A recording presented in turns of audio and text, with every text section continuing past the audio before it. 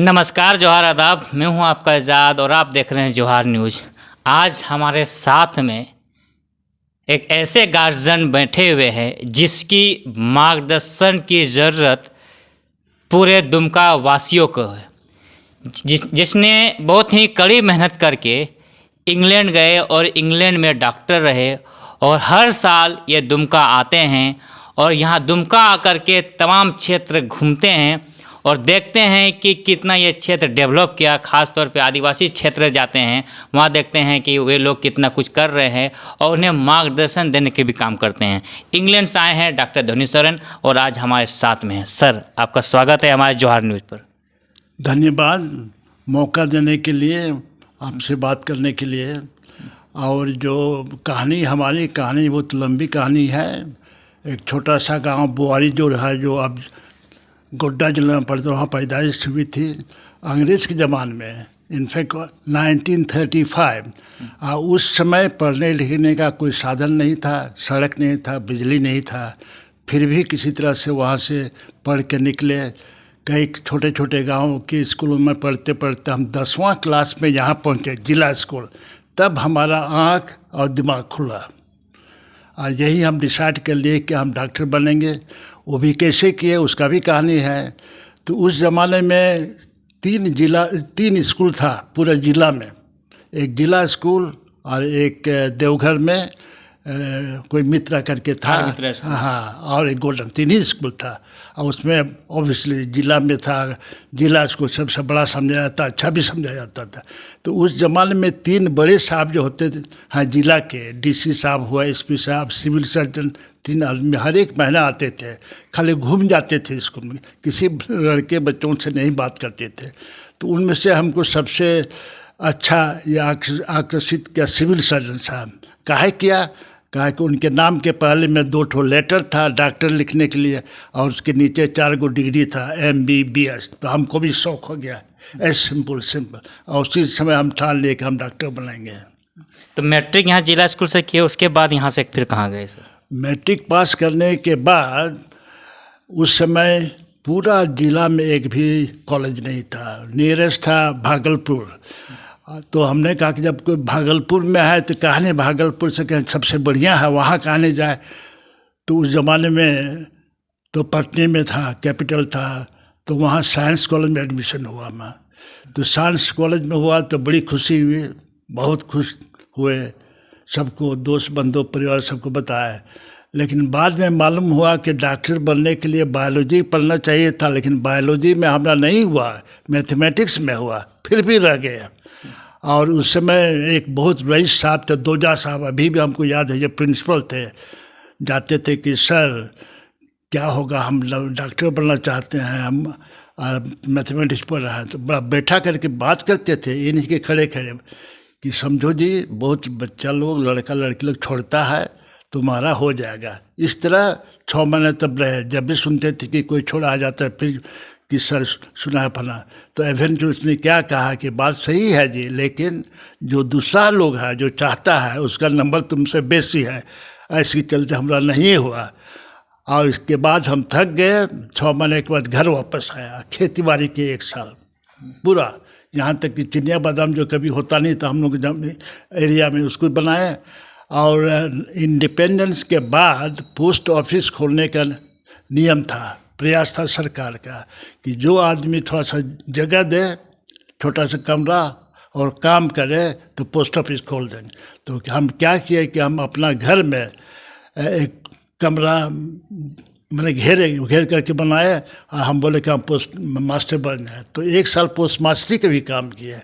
तो ये सब सुविधा इसलिए हुआ कि हमारे पिताजी थे, गांव के माझी भी थे और उस एरिया के परगना भी हुआ करते थे। परगना बहुत बड़ी चीज़ होती थी उस ज़माने दामिन में।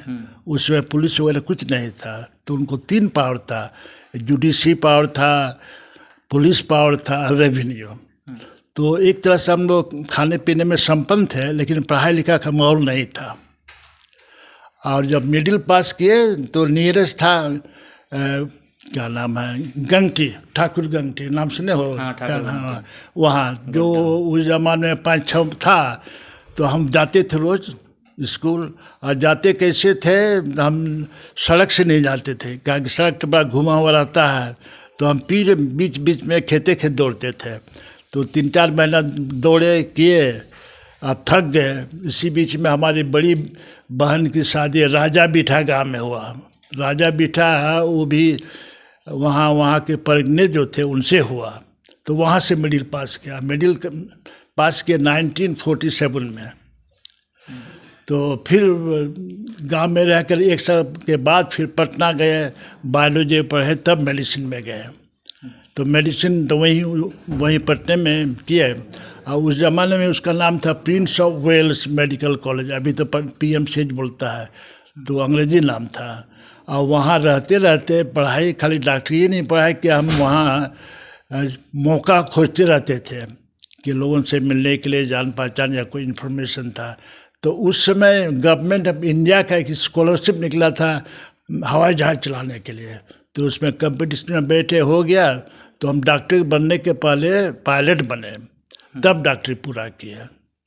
तो काफ़ी आपने उपलब्धि भी हासिल किया, और वीडियो भी सुन रहे थे वीडियो। हाँ, तो इसके बाद जब पहला जो पोस्टिंग हुआ हमारे जामताड़ा सदर ब्लॉक में हुआ था, और हमारे पहले 3 डॉक्टर रह चुके थे, लेकिन डॉक्टरी कोई नहीं किए थे। अपना जो पैसा बनाने का तरीका है, उस समय फेमिन हुआ था, बहुत सा अमेरिकन आटा वगैरह आता बेच बाच करके घोड़ा गाड़ी सब रखे हुए थे।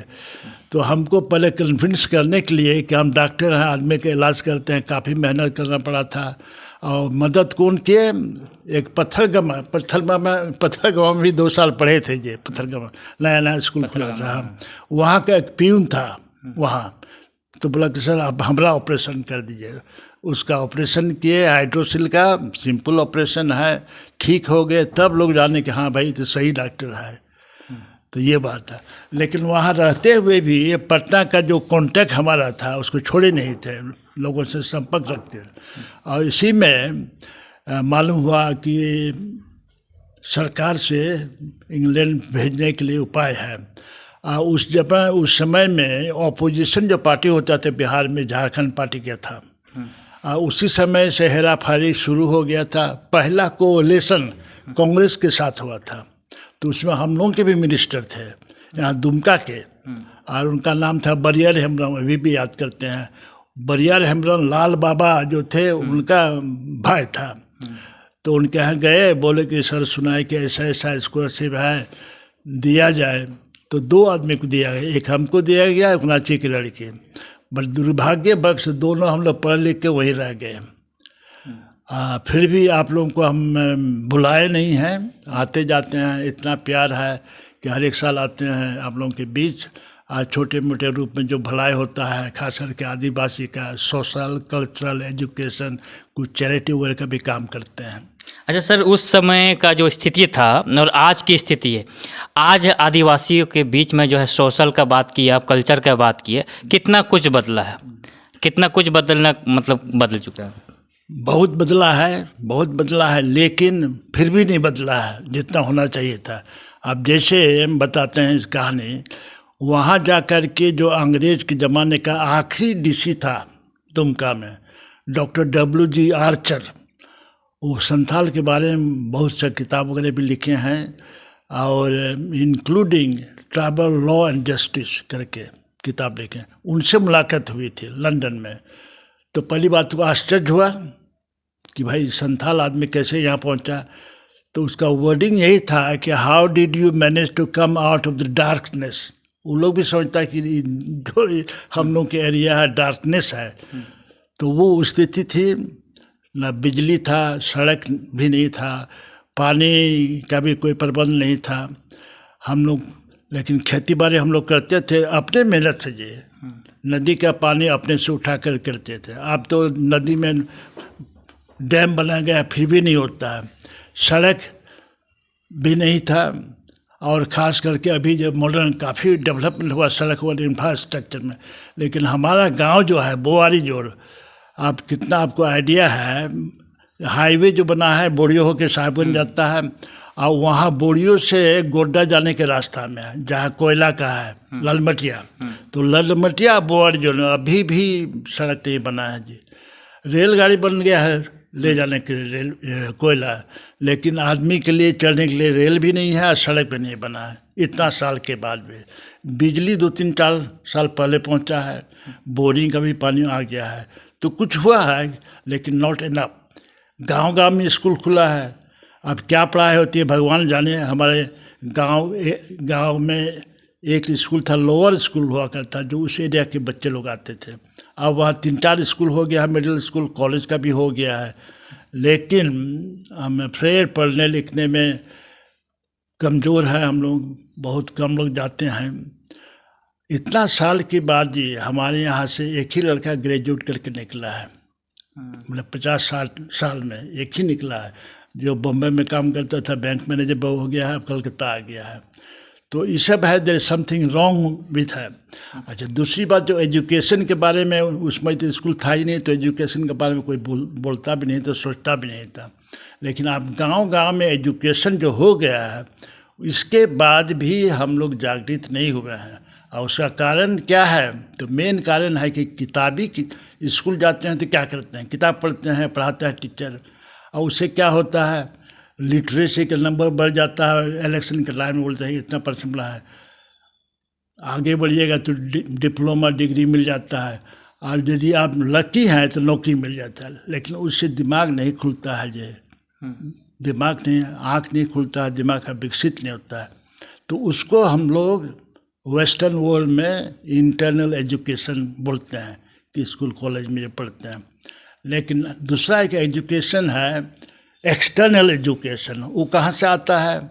आप लोगों से मिल कर के और समाज से मिल कर के, जो मेन कम्युनिटी है उनसे बात करके कुछ अच्छा बात सीखिए, जो कोई खराब है उसको छोड़ दीजिए, तब आपका दिमाग खुलेगा और सोच विचार बदलेगा। जब तक नहीं होगा तो हम लोगों को ऐसे ही स्ट्रगल करते रहेंगे। सर, बेसिक नीड जो होता है आदिवासी समाज के बीच में, जो बेसिक नीड जैसे मूलभूत चीज़ जैसे पानी है, आज भी 75 साल हो गया आज़ादी का, आज भी स्थिति ठीक नहीं। और शिक्षा की बात कर रहे हैं, शिक्षा का स्तर अभी भी जिस स्तर से बढ़ना चाहिए, बाकी तमाम चीज़ डेवलप कर रहा है आदिवासी समाज में, खासकर संथाल समाज के बीच में जिस तरह से शिक्षा का स्तर जिस स्तर से बढ़ना चाहिए उस स्तर से नहीं बढ़ पा रहा था। कहाँ मतलब गैप रह जा रहा है, किसका गैपिंग है, क्यों नहीं हो पाता? तो सबसे पहली बात तो है कि हम लोग जो चूँकि पढ़े लिखे नहीं हैं, तो हम लोग को नज़र नहीं आता है क्या क्या चीज़ हम लोगों को ले। आज चूँकि पढ़े लिखे नहीं हैं तो हम लोग वॉइसलेस हम बोलते हैं उन लोगों को कि मांग नहीं सकते हैं। आप देखबे क्या है, आप पढ़े लिखे हैं, बढ़िया कपड़ा जाके कोई भी साहब के ऑफिस में जाइए तो जो पीन होता है बढ़िया से आदर से बैठाएगा, ठीक है साहब बिजी है, लेकिन बिना पढ़े लिखे जाइए तो सीधे आपको टरका देगा। तो ये फंडामेंटल बेसिक प्रॉब्लम है हम लोग के साथ। दूसरी बात है कि अब हम लोग डिपेंडेंट हो गए हैं जी, जो रिजर्वेशन है ये है वो करके हम लोग को निकम्मा एक तरह से बन रहे हैं। सब हम लोग चाहते हैं कि सरकार कर देगी, तो सरकार को भी तो लिमिट है जी, कितना कर सकता है। तो उसमें यही प्रॉब्लम है, जैसे कि सरकार कानून बना दिया है कि जितना इंडस्ट्री वगैरह है उसको सोशल रिस्पॉन्सिबिलिटी के तहत में एरिया के लोगों के लिए कुछ भलाई का काम कर। यहाँ तक कि यूनिवर्सिटी को भी सोशल रिस्पॉन्सिबिलिटी है जी, कि आप पढ़ाने लिखाने के अलावा लोकल लोगों के लिए कुछ काम कीजिए। उसी तरह हम लोग को समझना चाहिए जो पढ़े लिखे हैं कि हम लोगों को भी अपने समाज के बारे में सोशल रिस्पॉन्सिबिलिटी है, उसके लिए कुछ करना चाहिए। कहा कि अभी जो हम लोग पढ़े लिखे हैं, हम तो लंदन चले गए हैं और लोग इधर उधर चले गए हैं, समाज को कोई फ़ायदा नहीं हुआ है जी। तो हम लोग को सोशल रिस्पॉन्सिबिलिटी समझना चाहिए। अच्छा सर, आज का जो युवा है, यूथ जो जनरेशन है, उसे आप क्या संदेश देना चाहिएगा शिक्षा के प्रति, समाज के प्रति, कल्चर के प्रति? आखिर वो कौन सा आपका रामबाण बात ले जिससे वो सीखे कुछ? तो सबसे पहले तो यंगस्टर के लिए बहुत सा चीज़ें अच्छी बात भी हो रही है। अच्छा कपड़ा, पढ़ने में तेज है, कॉपी कर लेते हैं, मोबाइल सबके पास है, और दूसरी बात है कि कुछ पैसा हुआ तो मोटरसाइकिल खरीद लेते हैं। तो ये जो फैंसी वाला चीज़ उसको हम लोग कॉपी बहुत जल्दी करते हैं। तो वो भी करें, लेकिन के साथ साथ पढ़ाई लिखाई करके सोचने समझने की शक्ति होना चाहिए जी। और सबको MA BA PhD नहीं करना है जी। हमारे ख्याल से जो हम आजकल संदेश देते हैं कि गांव के हर एक बच्चों को 10+2 तक पढ़ाइए, और उसके बाद जो तेज हैं, जिनको जो संपन्न है, कॉलेज जाएं, MA BA करें, वीडियो बने, डॉक्टर बने, इंजीनियर बने, प्रोफेसर बने। लेकिन मेजॉरिटी आदमी को 10+2 करके पॉलिटिक्स में जाना चाहिए और नया ट्रेड सीखना चाहिए। जैसे इलेक्ट्रिशियन हुआ, मोटर मैकेनिक हुआ, प्लम्बिंग है। देखो हमारा घर जो है इसके लिए हमेशा कुछ ना कुछ ख़राब होता है, उसके लिए हमको इलेक्ट्रिशियन नहीं मिलता है, प्लम्बर नहीं मिलता है, जो बड़ी डिमांड है। तो ये सब यदि हम लोग सीख लें तो हम लोग के जो यंगस्टर है उन लोगों को कहीं प्लान नहीं करना पड़ेगा। अभी जो जाते हैं प्लान का, पहले बंगाल हम लोग जाते थे या कि अक्रॉस द रिवर नेपाल के तरफ, नॉर्थ बिहार की तरफ, आप बॉम्बे दौड़ते हैं ईटा ढोने के लिए। तो ये सब नहीं करना पड़ेगा। तो हम लोग को नई तरीका का तौर तरीका सीखना होगा ज़िंदा रहने के लिए। खेती बाड़ी है ट्रेडिशनल हम लोग, तो खेती बाड़ी का तो हम लोग मानसून पर डिपेंड करते हैं। दूसरी बात, जो ज़मीन जो है, मान लिया हमारे पूर्वज को 50 बीघा था, तो बढ़ते बढ़ते जी ऐसा समय आएगा कि हर एक आदमी को घर बनाने के लिए ज़मीन नहीं होगा, तो उससे कैसे सस्टेन होगा। तो ज़मीन एनफ नहीं है। नारा हम सुनते हैं, जानते हैं जब भी आते हैं कि जल ज़मीन नहीं देंगे, जान दे देंगे, कुछ तरह का नारा है। तो बेसिक मेन है कि हम लोग को सोच विचार बदलना होगा जी।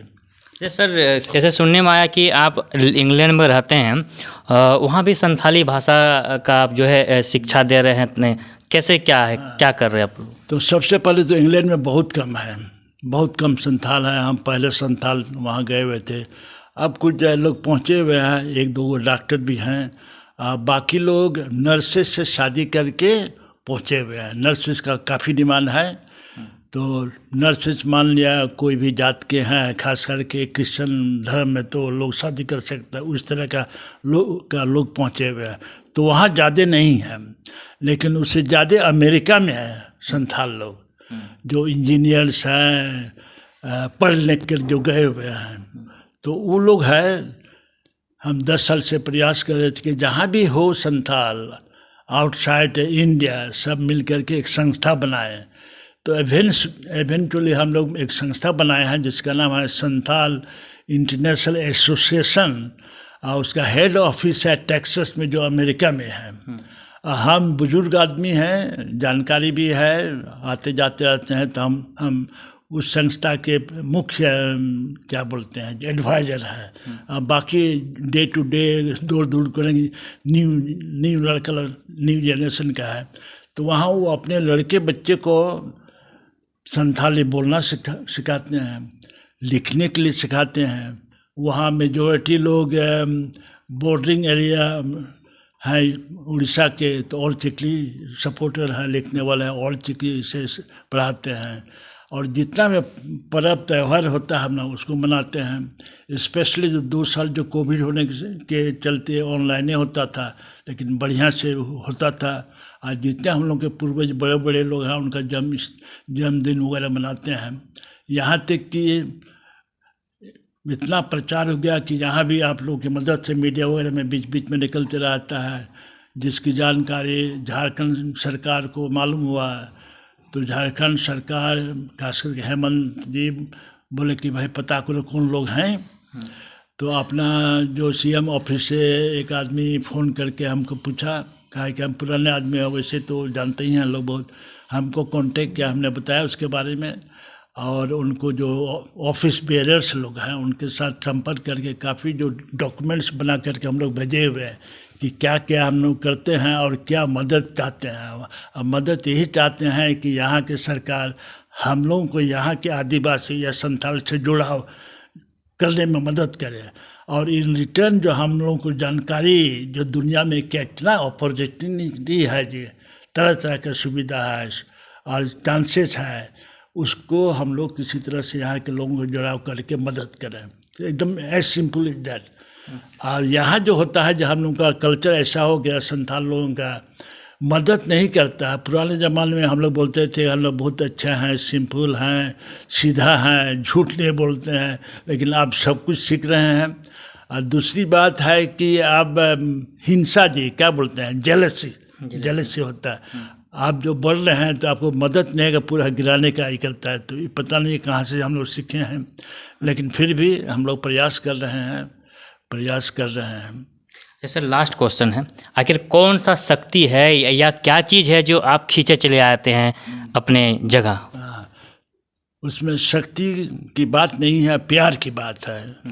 हम वहाँ गए 50 साल पहले, वहाँ को पासपोर्ट भी मिला, काम करके मेहनत करके उसका भी रोटी भी खाए, लेकिन हमको यहाँ आप लोगों से इतना लगाव और प्यार है, ये जहाँ हम पैदा हुए थे भुला नहीं पाए। यहाँ तक देखो अभी अपना भाषा भी नहीं भुलाए। तो प्यार और मोहब्बत, वही चीज़ हमको यहाँ खींच के लाता है। और इसी सिलसिले में हमने सोचा कि कुछ भलाई का भी काम करें। आप जैसे कि सोशल एजुकेशन तो करते ही हैं, इसके अलावे डॉक्टरी वाला संबंधित वाला जो कैटरेक्ट का ऑपरेशन करते थे, करीब हम लोग वहाँ बाहर से के मेहनत से करीब 3-4 हज़ार किए। और सबसे नई बात है, जो बच्चे लोगों का यहाँ कटा रहता है ना, ओट कटा रहता है, उसका भी हम लोग ऑपरेशन कराए हैं।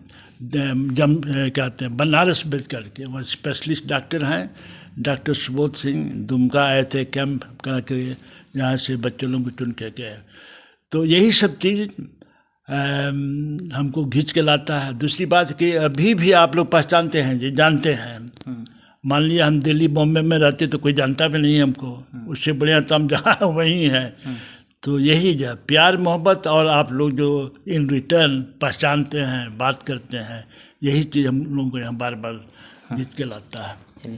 तो ये थे हमारे साथ में डॉक्टर धुनी सोरेन। दुमका या संथाल परगना या झारखंड का जो प्यार और मोहब्बत है उसी से खींचे चले आते हैं।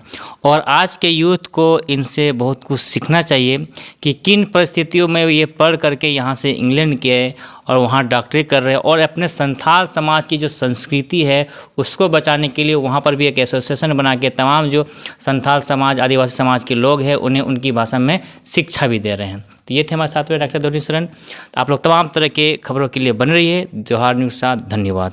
Thank you sir. Thank you very much. और लास्ट बात अपने तरफ से बोलना चाहेंगे यंग पीपुल के लिए कि पढ़िए लिखिए, लेकिन अपना ताल्लुक गांव से नहीं छोड़िए, और अपना जो भी बनिए हमेशा गांव में जाकर के रोल मॉडल बनिए लोगों के लिए, कि आपको देख करके कुछ बनेगा और लोग भी पढ़ेंगे। और साथ ही साथ भी नया एक मुद्दा उठा रहे हैं कि हर एक गांव में माझी थान होता है पूजा के स्थल में, लेकिन पढ़ाई के लिए कोई चीज़ नहीं है। स्कूल वगैरह सब चीज़ है, लेकिन कोई नमूना नहीं है। तो कल गए थे, वहाँ भी बोल के आए कि माझी थान के अगल बगल में एक लाइब्रेरी भी होना चाहिए। 2-3 हफ्ता पहले हम लोग लोवाडी गए थे, जामा ब्लॉक में, आप तो थे ही वहाँ। उन लोग का सोच विचार बच्चा लोग बोला कि हम लोग को चाहिए, उस तरह का होना चाहिए। तो ये सब आप लोग और लोगों को बोलिए, और यहाँ आने के लिए बहुत बहुत धन्यवाद। Thank you sir.